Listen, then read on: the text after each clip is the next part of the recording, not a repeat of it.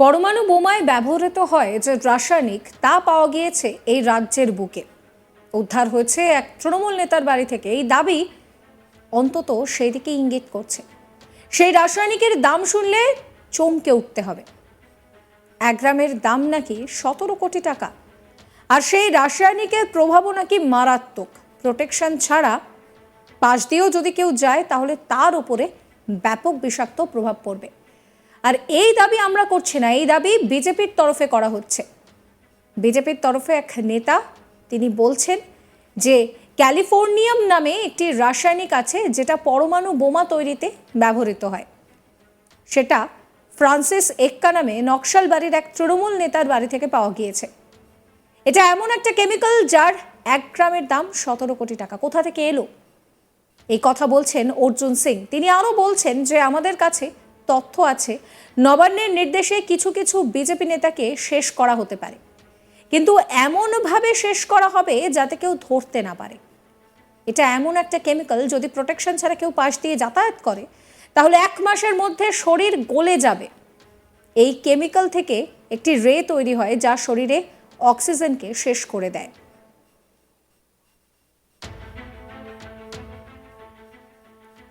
কি বলছেন অর্জুন সিং, শোনাবো। ক্যালিফোর্নিয়াম বলে একটা আছে, রাসায়ন আছে যেটা পরমাণু বোমা তৈরি করতে ইউজ করা হয়। সেইটা তৃণমূলে এক নেতার বাড়ি, ফ্রান্সিস এক্কা বলে, নকশালবাড়িতে উনি থাকেন। এইটা এমন একটা কেমিক্যাল, এমন একটা মানে পার্ট, 1 গ্রামের দাম 17 কোটি টাকা। সেখানে এটা এলো কোথা থেকে? আমি এর আগেও যখন আমাকে সিআইডি ডেকেছিল তখন আমাদের কাছে ইনপুট আছে যে পশ্চিমবাংলা নবান্নর ইনস্ট্রাকশনে কিছু কিছু ভারতীয় জনতা পার্টির নেতাদেরকে খুন করার চক্রান্ত হচ্ছে, কিন্তু এমনভাবে খুন করা হবে যাতে কেউ ধরতে না পারে। এটা এমন একটা কেমিক্যাল কি আপনি পাশ দিয়ে যদি ক্রস করেন উইদাউট প্রোটেকশন, তাহলে আপনার শরীর 1 মাসের মধ্যে গলে গলে গলে গলে খসে খসে মরে যাবে না। এই কেমিক্যাল পরমাণু বোমাতে ইউজ হয়, ব্যবহার করা হয়। সেখান থেকে একটা রে বেরোয়, সেই রেটা পুরো অক্সিজেনটাকে শেষ করে দেয়, শরীরে যে অক্সিজেনগুলো তাকে মেরে দেয় ওরা। তিনি আরো বলছেন যে এই কেমিক্যাল সবচেয়ে বেশি তৈরি হয় রাশিয়ায়, আর সেই রাশিয়া থেকে বাংলাদেশ হয়ে তা পশ্চিমবঙ্গে প্রবেশ করেছে। এক্ষেত্রে এখানকার প্রশাসন জিহাদিদের সঙ্গে রয়েছে বলে অভিযোগ অর্জুনের। শোনাবো তার কথা। সরকারিভাবে নবান্ন ইনস্ট্রাকশনে রাশিয়ান বান্ধবী যাদের অ্যাকাউন্ট হায়ার করা হয়েছিল তাদের মাধ্যমে এই কেমিক্যালগুলো সব থেকে বেশি তৈরি হয় রাশিয়াতে। রাশিয়া থ্রু বাংলাদেশ ভারতবর্ষে পশ্চিমবাংলা নামক যে রাজ্য আছে সেখানে এন্ট্রি করছে। কেন?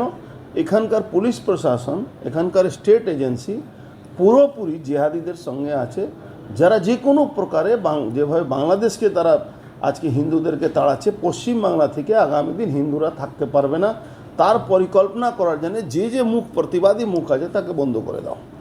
কাউকে জেল খাটিয়ে, কাউকে পয়সা দিয়ে, কাউকে চর বানিয়ে কোনোভাবে তাদেরকে নিজের আন্ডারে নিয়ে এসে আজকে পুরো পশ্চিমবাংলাকে ডেমোগ্রাফি চেঞ্জ করা হচ্ছে। আজকে 9টা জেলা পশ্চিমবাংলা ডেমোগ্রাফি চেঞ্জ হয়ে গেছে, 70%, 72% জিহাদিদের সংখ্যা হয়ে গেছে।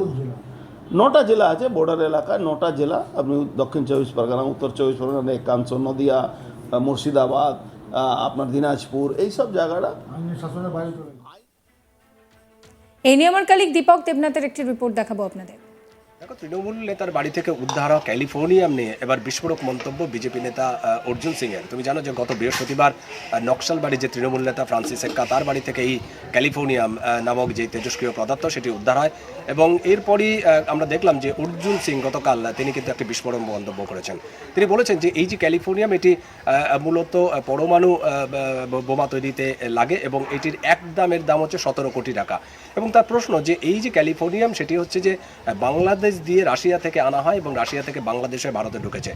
এবং তিনি যেটি বারে বারে এর আগেও আমরা দেখেছিলাম যে অভিযোগ করেছিলেন যে তাকে বা তার মতন যে প্রথম সারির যে সমস্ত বিজেপি নেতা আছে রাজ্যের, তাদেরকে খুন করার একটা চক্রান্ত করছে তৃণমূল সরকার, এবং নবান্নর নির্দেশেই সেটি হচ্ছে। এবং সেই কারণেই কিন্তু এই তেজস্ক্রিয় পদার্থ নিয়ে আসা হয়েছে। তিনি যেটি বলছেন যে এই তেজস্ক্রিয় পদার্থ এমন একটি তেজস্ক্রিয় যেটি পাশ দিয়ে যদি হাঁটা হয় এবং সেটি যদি প্রোটেকশন না নিয়ে যদি হাঁটায়, তাহলে তার যে রে, সেই রে কিন্তু শরীরে যে অক্সিজেনের যে চলাচল সেটিকে বন্ধ করে দেয়, এবং 3 মাসের মধ্যেই সেই ব্যক্তিটি আস্তে আস্তে গলে পৌঁছে তার মৃত্যু হয়। এবং সেটি তিনি উল্লেখ করেছেন, বলেছেন যে মূলত অর্জুন সিং, শুভেন্দু অধিকারী সহ রাজ্যের যে প্রথম সারির যারা বিজেপি নেতা আছে তাদেরকে খুন করার একটি চক্রান্ত হচ্ছে নবান্নের নির্দেশে। এবং তিনি স্বাভাবিকভাবে প্রশ্ন উঠছে যে কেন তাদেরকে খুন করা হবে। তিনি বলেছেন যে বাংলাদেশে যে পরিস্থিতি তৈরি হয়েছে, যে মৌলবাদীদের একটা স্বর্গরাজ্য হয়েছে, ঠিক পশ্চিমবঙ্গকেও ঠিক সেভাবে মৌলবাদীদের বা জিহাদিদের একটা আস্তানা বা একটা স্বর্গরাজ্য তৈরি করার একটা চক্রান্ত চলছে। এবং সেই কারণেই এই যে অর্জুন সিং বা শুভেন্দুর অধিকারীর মতো যারা এই ঘটনার প্রতিবাদ করে আসছে, বা এই ঘটনা যাতে না হয়, জিহাদিদের স্বর্গরাজ্য না হয়, তার যে প্রচেষ্টা চালিয়েছে, সেই প্রচেষ্টা যাতে তারা করতে না পারে, সেই কারণেই কিন্তু অর্জুন সিংয়ের মতো নেতাদের খতম করে দেওয়ার একটা পরিকল্পনা করছে। এবং এটা পুরোটাই হচ্ছে নবান্নের নির্দেশে। এবং সেই কারণেই কিন্তু এই তেজস্ক্রিয় বা এই রাসায়নিক পদার্থ ব্যবহার করা হচ্ছে। এবং এর আগেও তুমি জানো যে ভাটপাড়া পুরসভার যখন চেয়ারম্যান ছিলেন, সেই সময় কিন্তু টেন্ডার নিয়ে একটি দুর্নীতি হয়। সেই দুর্নীতির অভিযোগ ওঠার পরে কিন্তু সিআইডি বেশ কয়েকবার তাকে তলব করে, এবং এর আগে আমরা দেখেছিলাম যে গত দুবার তিনি সিআইডি তদন্তের মুখোমুখি হন। এবং বাড়ি থেকে যখন বেরোন, আমরা শেষবার দেখলাম যে বাড়ি থেকে যখন সেদিন বেরিয়েছিলেন, সেদিন কিন্তু একটি প্রোটেকশন নিয়ে গিয়েছিলেন, চোখে একটি চশমা নিয়ে গিয়েছিলেন, যেটি তিনি দাবি করছিলেন যে এটি তাকে প্রোটেকশন দেবে। এবং তিনি এরকমও একটি আশঙ্কা করেছেন যে সিআইডির কারণে যখন তিনি মুখোমুখি হবেন, সেই চেয়ারে হয়তো রাসায়নিক পদার্থ লাগিয়ে রাখা হতে পারে, এবং সেক্ষেত্রে সেটি যদি তার সংস্পর্শে আসে, সেক্ষেত্রে তার 3 মাসের থেকে 6 মাসের মধ্যে তার মৃত্যু হবে। এবং এরকম যদি কোনো ঘটনা ঘটে অপ্রীতিকর, তবে কিন্তু তৃণমূল সরকার, মুখ্যমন্ত্রী মমতা ব্যানার্জি দায়ী থাকবেন। এবং সেই তদন্তের মুখোমুখি হয়ে কিন্তু তিনি বাইরে পড়ে এসে তিনি এটি শারীরিক পরীক্ষাও করান, এবং গত 1 মাসের মধ্যে সেই দ্বিতীয়বার সেটি করতে হবে, এরকমও তিনি দাবি করেছিলেন। তো সুতরাং এরকম একটি পরিপ্রেক্ষিতে তিনি বলেছেন যে এই যে তেজস্ক্রিয় পদার্থ, এই তেজস্ক্রিয় পদার্থ কোথা থেকে এলো, কিভাবে এলো, এটি অতি সত্বর এটার একটা তদন্ত করা উচিত।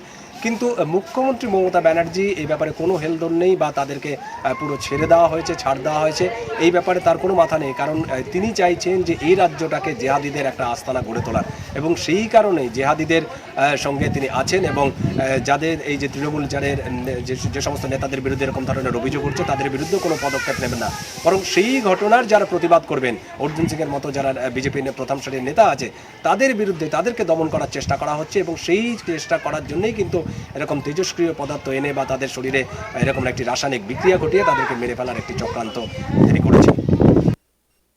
চ্যানেলকে সাবস্ক্রাইব করুন।